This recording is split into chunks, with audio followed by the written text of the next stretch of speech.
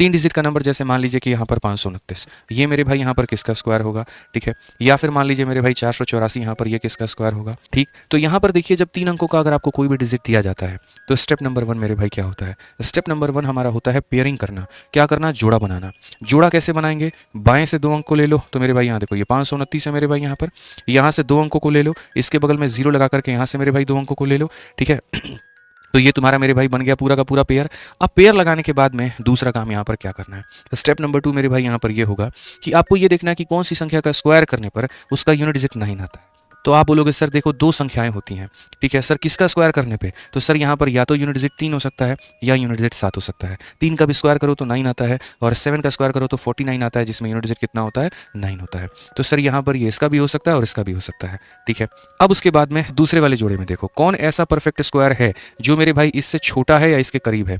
तो जैसे यहाँ पर 5 के करीब में 4 एक स्क्वायर है, और 4 किसका स्क्वायर है, तो 2 का। 4 किसका स्क्वायर है, तो 2 का, तो यहाँ 2 हो जाएगा और यहाँ भी मेरे भाई 2 हो जाएगा। तो इसको कहते हैं स्टेप नंबर मेरे भाई 2। अब स्टेप नंबर 3 को समझो, यहाँ पर क्या है, जैसे 23 हो गया और यहाँ पर 27 हो गया, ठीक है। तो इसमें अब आप कैसे पता करोगे यहाँ पर कि सर ये 23 का आंसर है या फिर ये 27 का आंसर है।